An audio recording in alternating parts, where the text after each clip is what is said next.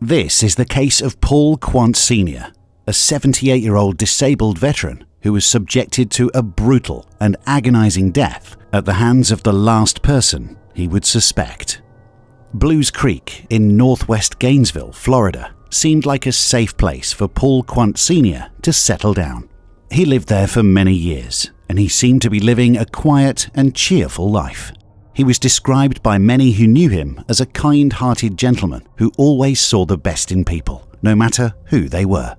On the night of January the 9th, 2012, however, the idyllic vision of his safe neighborhood was shattered when the 78-year-old disabled Navy veteran became the victim of a violent home invasion.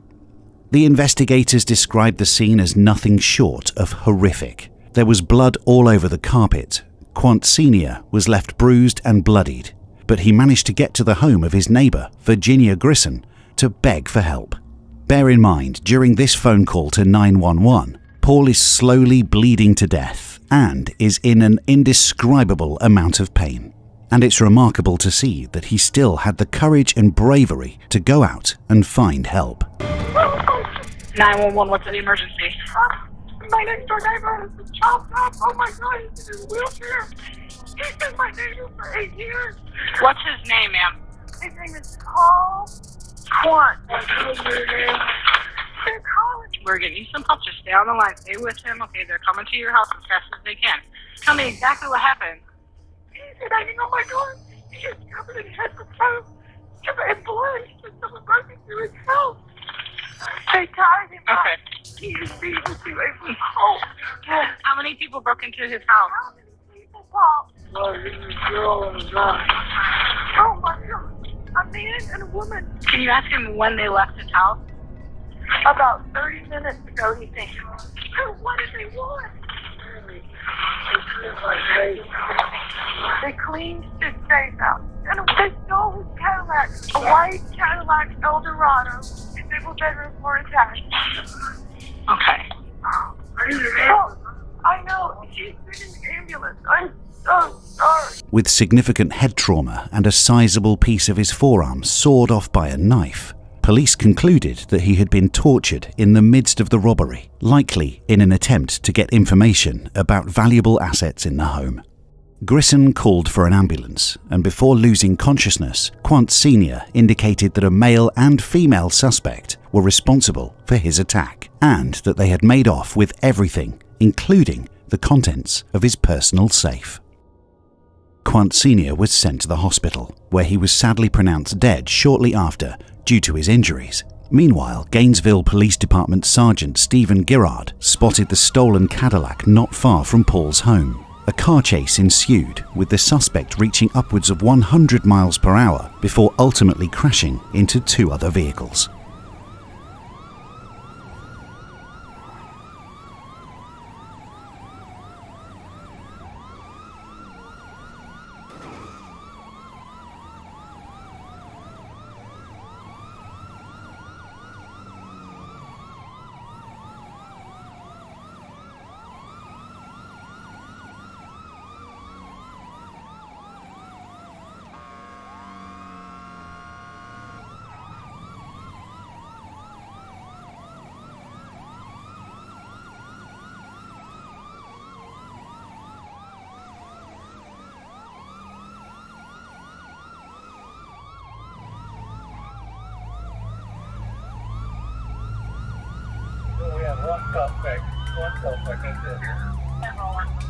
The suspect was searched by police, who found many objects linking him to the crime, including a stun gun, bloody duct tape, and bloody latex gloves.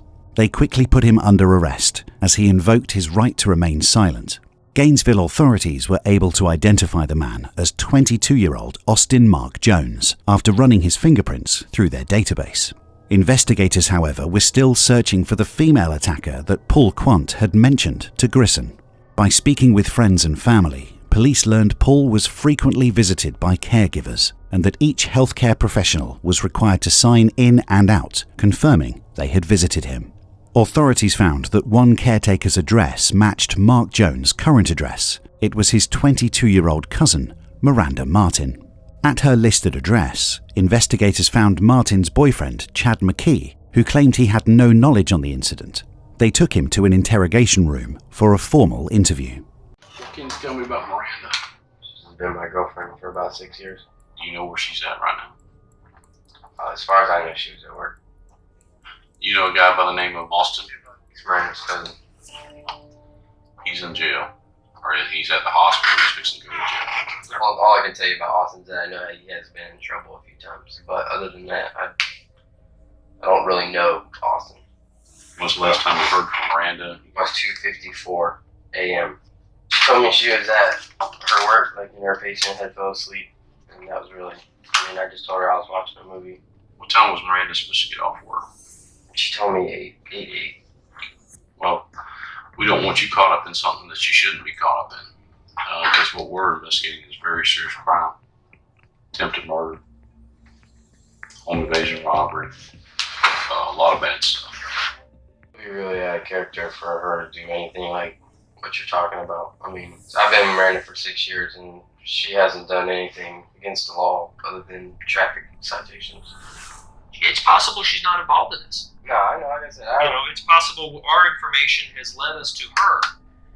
And when we finally reach her, we'll find that she wasn't at all who we were looking to speak with.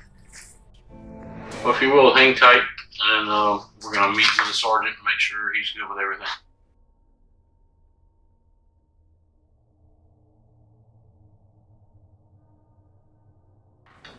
Listen, dude, I don't know what you told them and all this kind of stuff and everything, but I don't think you're being straight up. I find it hard to believe that she's been your girlfriend for several years and you don't know anything. I mean, what are you asking me if I think that my girlfriend? I think that she asked you about it. She mentioned it in front of She you. didn't mention it to me. I'm just as shocked as you are to find out that you guys are knocking on my door at whatever time, asking me if my girlfriend's committed attempted murder. When she had to go to work, is what she told me. You just talked to her manager. She said she's not working today. Not at all. Why is she lying now about going to work? Your guess is as good as mine. At first, the detectives were adamant that Chad knew what his girlfriend did and was trying his best to cover for her. However, the more they interviewed him and the more they analysed his movement and body language, the more they realised that he was actually telling the truth and was indeed unaware about his girlfriend's despicable plans. Call her, put her on speaker, say, hey, what's up? Are you coming home? What's the plan? And then we'll just go from there, see what happens. It's a voicemail. The mailbox is full and cannot accept. I don't think she's going to pick up. If Miranda was in trouble, if she couldn't come home to you, what was she? Their mom, What's her name? Kathy Martin. The detectives decided to visit Miranda's mother's house in Fort White in order to question her about her daughter's whereabouts, where they surprisingly found Miranda there, hiding out in one of the rooms. Both Miranda and her mother, Kathy Jones Martin, were brought in for questioning. They were placed in 2 different rooms and questioned simultaneously. The detectives' main aim is to establish a timeline and trap them into a story.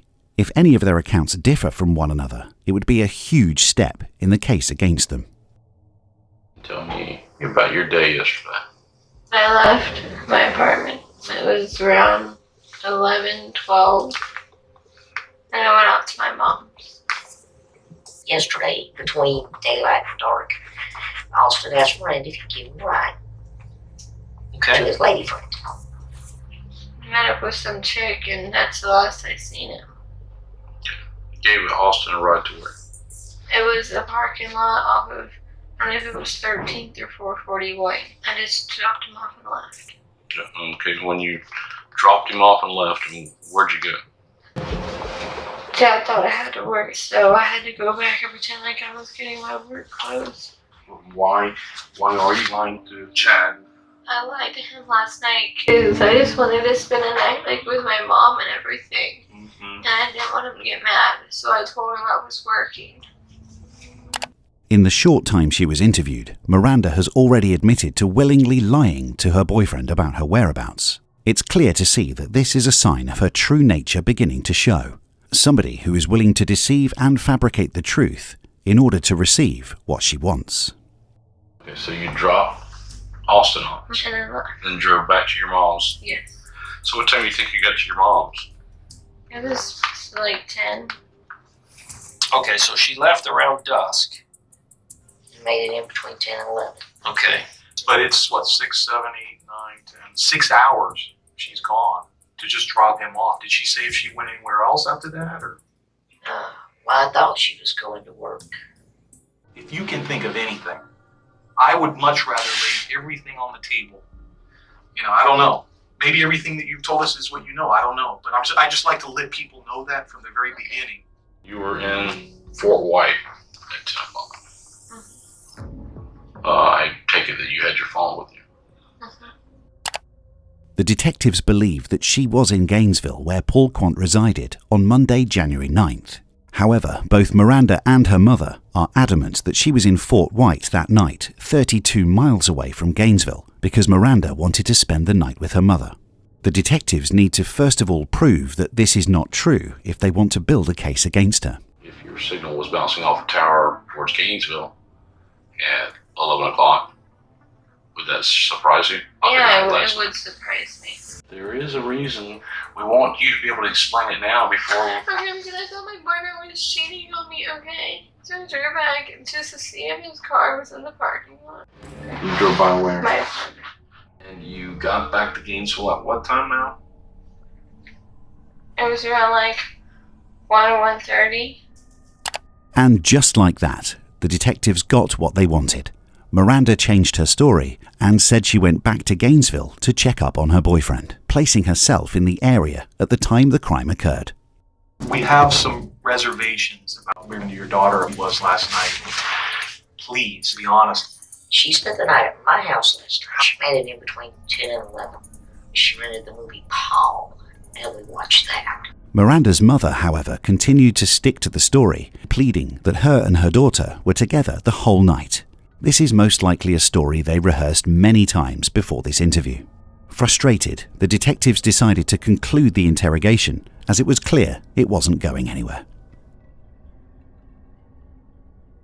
How many times total you think you worked for Paul? Oh, it was 3 days a week. At least once a week, I guess you'd make his bed. Yes. Okay. The bed sheets, everything that took off the bed, put in the washer, and then put back on the bed. So you never got anything off the closets? The only time I ever went to the closet was just to hang up stuff, and that's it. Okay. So you saw the safe there. Oh, I didn't think that was like a safe or anything. What do you think it was? I thought it was just like a box thing, like a metal box. Be honest with me. What was the reason for bringing him over here? And be honest. He was supposed to meet with some girl. I dropped him off. You dropped Austin off just down the road from Paul's house, right? Miranda, be honest with me. You dropped him off just down the road from Paul's house, right? Yes. He was Okay. meeting some girl, and that's that. That's honestly it. Miranda, I know we've been talking a long time to Detective Joe Mayo. Every time we come outside, there's a little bit more information that you've disclosed. And that's why we keep coming back in here and asking you some more questions, okay? Because nothing seems to be adding up. When you guys went there last night, okay, and when you guys drove up there, you know, whatever you planned to do, did you expect it to unfold the way it unfolded? Did you expect Austin to act like that? Miranda, this is important. Things changed, right? Things changed, right? Yes. I thought you were just gonna scare him, just not hurt, just scare him. Finally, an admission that she did indeed drop Austin off at Paul's house with the intent to make contact with Paul and not for Austin to see a girl. At this point, both the detectives and Miranda know there's no turning back from this. The truth is almost out. So what was Austin's new plan now? I guess he just wanted everything. I haven't seen everything that he's got, so you tell me what everything is. What does he want from Mr. Paul? I didn't care about what he got or anything. Like, I didn't even want Austin to go in the first place. But he did go, and you knew he was going there to scare him. Miranda, did he tell you to wait for him? I waited for him down the street where there was like a house for rent. It must have been hell waiting did you ever go in the house just to see what was going on to get him? Did you try to stop him? I was only at like past the doorstep for a little while, and I froze. Okay. She has now admitted that she was in Paul Quant's residence at the same time as Austin. However, she's trying her best to distance herself from the brutality of the crime that occurred by only showing peripheral complicity in the crime. In order to charge her for her involvement, the detectives need more admissions from Miranda. You're just standing there, right? Were you in shock? Did you hear Mr. Paul yell for help? I couldn't hear anything. It was. Miranda, what was he saying? It was just. Honestly, I just couldn't hear anything. What time last night did you go over to Mr. Paul's house? Between 9:30 and 10. Between 9:30 and 10. And who went? Austin went first, and then I followed. Austin rang the doorbell, and the next thing you know, he just pushes it open. Did Mr. Paul see you? I don't think he had a chance after Austin just pushed him. Do you follow him into the... you follow Austin in? Yes, so I was standing like at the edge. He was like, throw that mask at me, put this on. You threw the mask at you, told you to put it on? Yes, sir. What color was the mask? It was a red Elmo. He had a PIN number? Okay, so he got Mr. Paul's PIN number? For the safe. Okay. So did Austin tie him up? Yes. Was he begging for his life? He just kept saying, I'll give you everything you want. Please stop. Oh, that hurt.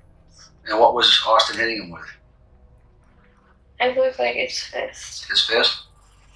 And did you see Mr. Paul bleeding? Yes? Okay. I didn't know if Austin was about to do something to me next. Okay.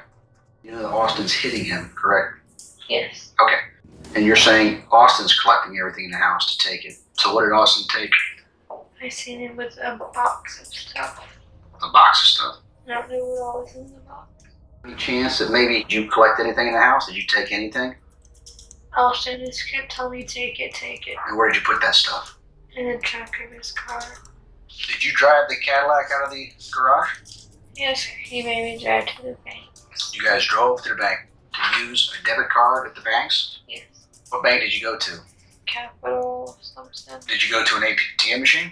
If we get some video from that ATM, is it going to be you? Yes.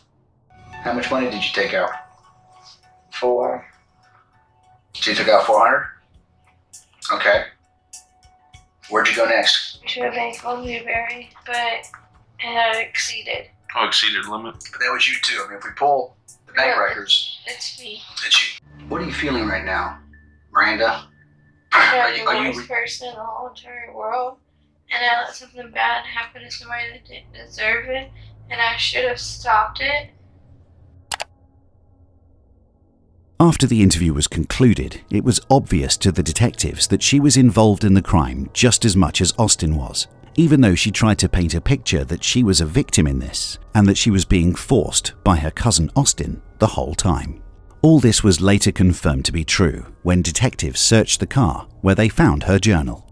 What they read highlighted the dark and evil nature of Miranda Martin, and really destructed the facade she had put up of a scared individual who was being controlled and manipulated. In fact, she was the one who was manipulating everyone, and after reading her journal, it was clear to see the lengths she went to execute her plan. The journal read, "I should have looked through the drawers, got to get information on the location of the key, get back in and set up entrance. Also make sure I set up a stepping system to boost myself up high enough. I want to do it really, really soon, but might have to wait a few months, thinking maybe sometime in December before Christmas." The detectives also found a key to Mr. Quant's house in the car. The key seemed to be an older one because sometime during the planning of this robbery, Paul Quant became concerned when he couldn't find the spare key to his house, forcing him to change the locks to his front door. The investigators believed that Miranda was indeed the mastermind behind this brutal murder, and her cousin Austin was the brute force she needed to carry out her plan. Both Miranda Martin and Austin Jones were charged with attempted first-degree murder and conspiracy to commit home invasion robbery.